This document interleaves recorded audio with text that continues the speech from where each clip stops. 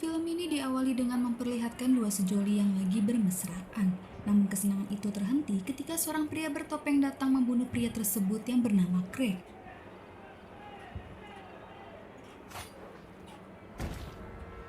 Sehingga membuat si cewek bernama Sadie langsung hibrid ketakutan. Namun di tengah pengejaran, pria bertopeng terkena jebakan yang sebelumnya sudah direncanakan Sadie dan sahabatnya Michaela. Tidak disangka-sangka, ternyata mereka sengaja menggunakan Craig sebagai umpan untuk menangkap pria bertopeng bernama Lowell Orson Lemon, si pembunuh kejam. Yang selama ini mereka cari-cari karena mereka ngefans berat dan menjadikan Lowell sebagai panutannya. Tapi di balik semua itu, pastinya ada tujuan tertentu mengapa mereka menangkap Lowell, yaitu mereka meminta Lowell untuk melatih mereka menjadi pembunuh kejam seperti Lowell. Tapi sayangnya Lowell menolak. Jadinya mereka harus membunuh Craig sendiri dengan memotong-motong tubuh Craig dan melelehkannya dengan cairan pabrik, di mana aksi tersebut membuat Lowell keheranan melihatnya.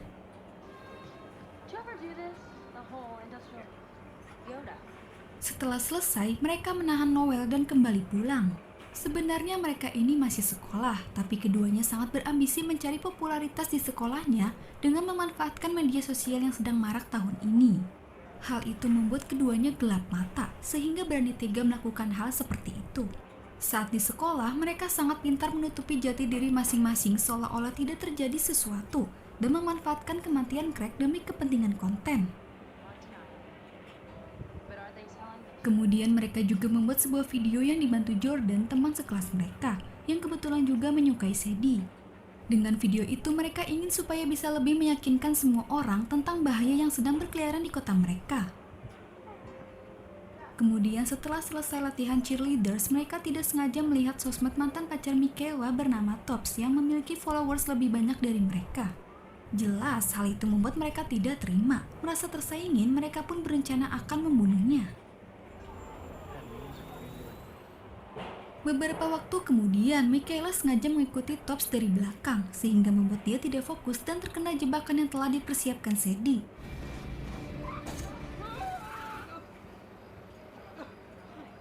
Karena Tops masih hidup, mereka tanpa ampun menusuk-nusuk Tops berkali-kali, tapi aksinya tersebut hampir saja ketahuan. Untungnya Sadie bisa mengatasi, sehingga Michaela dengan cepat membunuh Tops. Setelah kematian Tops, kabar itu menyebar luas di sekolah. Rentang waktu kematian dua siswa yang berdekatan membuat reporter datang ke sekolah. Tentu hal itu menjadi kesempatan Sadie dan Michaela untuk mencari kepopuleran. Tapi sayangnya atas cerita pendapat atau konten mereka yang menganggap Tops terbunuh itu ditepis reporter karena petugas telah menginvestigasi bahwa kematiannya akibat kecelakaan. Dampak dari dua siswa yang telah tewas mengakibatkan ketua cheerleaders membatalkan acara prom night demi menghormatinya. Tetapi Sadie dan Michaela menentang keputusan itu dan bersikeras agar tetap melanjutkannya.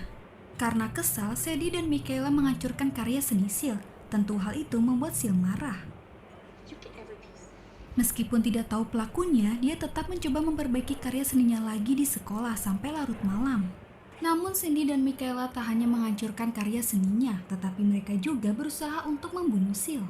Beberapa saat kemudian, Cindy dan Michaela muncul dengan menggunakan topeng di hadapan Seal.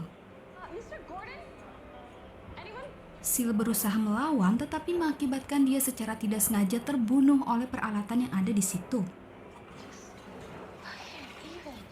Sadie dan Michaela kecewa karena tewasnya Seal seperti akibat kecelakaan. Lantas mereka akhirnya sengaja memotong-motong jasad Seal agar terlihat seperti pembunuhan. Keesokan harinya, teman Seal yang sengaja datang untuk menemuinya terkejut melihat Seal tewas sangat mengenaskan. Kali ini rencana mereka telah berhasil membuat semua orang percaya bahwa itu pembunuhan. Dan sekarang popularitas yang mereka inginkan sudah tercapai, mereka sudah menjadi orang yang terkenal. Pada upacara peringatan Seal, seorang pemadam kebakaran lokal Big L sedikit menyampaikan pidato dan berusaha untuk menangkap si pembunuh.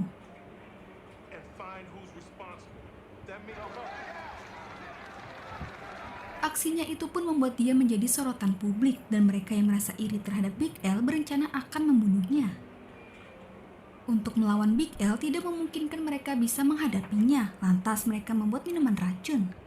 dan pergi ke tempat Big L bekerja di gym. Awalnya rencana mereka sedikit lagi berhasil, akan tetapi Sadie malah menghancurkan rencananya, sehingga Big L menyadari bahwa dia telah dijebak.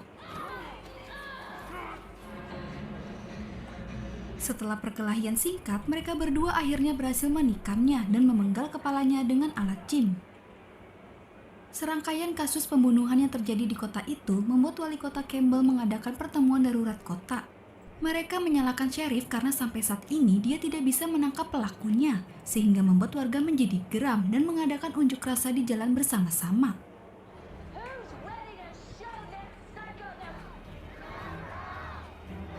Namun di tengah perjalanan mereka terkejut menemukan wali kota tewas tertusuk di tiang.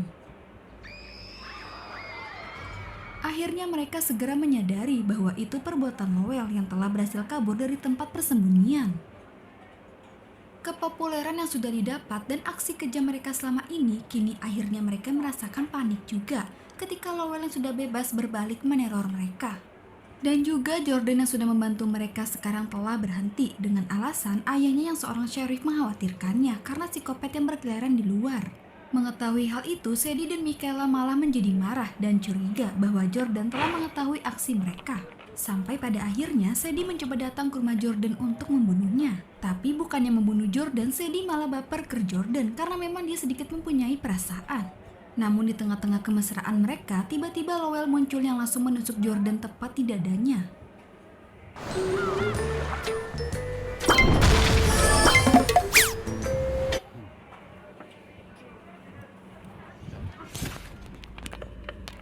Sementara di luar, Michaela yang melihat Lowell menyerang Sadie langsung membangunkan sheriff dengan memecahkan jendelanya. Hingga akhirnya Jordan dapat diselamatkan, dan Sadie mengambil kesempatan itu untuk menghancurkan ponsel Michaela yang sempat diambil Jordan sebelumnya.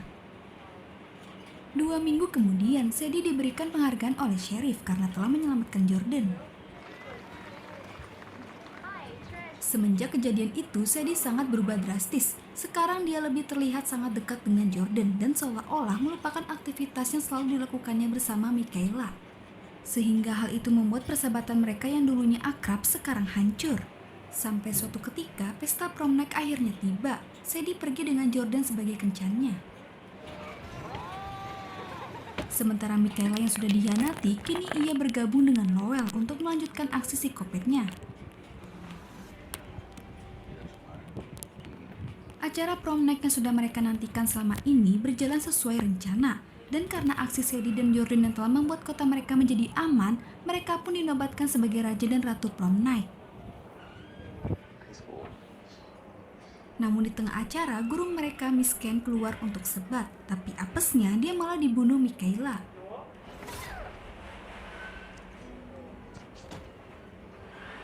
Setelah membunuh guru mereka, Michaela sengaja mengirim gambar kematian Miss Ken ke Sadie untuk memancing Sadie menghampirinya.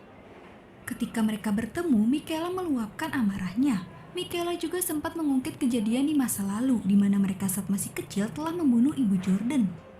Perdebatan itu pun didengarkan oleh Jordan yang memang diam-diam telah mengikuti Sadie. Meskipun begitu, Jordan tidak peduli karena telah mencintai Sadie. Ia berusaha menyelamatkan Sadie, tetapi mereka malah terpojok dan dikepung oleh Lowell dan Michaela. Lowell yang memang memiliki dendam terhadap kedua psikopat muda ini mencoba untuk membalaskan dendamnya. Tetapi Michaela yang sudah mengantisipasinya, dia menembak Lowell hingga tewas. Di sini Jordan mengajak Sadie untuk melaporkan kejadian ini ke polisi. Tetapi tiba-tiba Sadie malah menggantung Jordan hingga tewas. Jati diri Sadie kembali lagi dan dia bersatu kembali dengan Michaela. Selanjutnya mereka melakukan aksinya lagi dengan mengunci semua orang di dalam gedung dan membakar mereka hidup-hidup.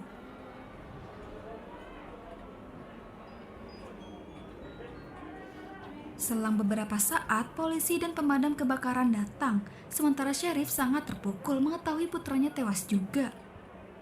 Di satu sisi, Sadie dan Michaela berpura-pura menjadi korban yang selamat. Beberapa hari kemudian, siaran TV melaporkan bahwa terdapat 124 korban jiwa yang ada di kejadian kebakaran tersebut. Akibat kematian anaknya, Wells mengundurkan diri sebagai sheriff karena dia akan bekerja sukarela demi anaknya. Dan Lowell yang sudah menjadi incaran polisi dinyatakan bersalah atas pembunuhan itu. Sekarang impian mereka benar-benar sesuai apa yang mereka inginkan selama ini. Semakin hari sosmed Tragedy Girls semakin banyak followers, otomatis membuat mereka semakin populer. Setelah semua yang mereka lalui, mereka memutuskan untuk kuliah di luar kota, untuk memulai lembaran baru dalam hidup mereka. Dan seolah-olah tidak ada yang terjadi. Dan film pun selesai.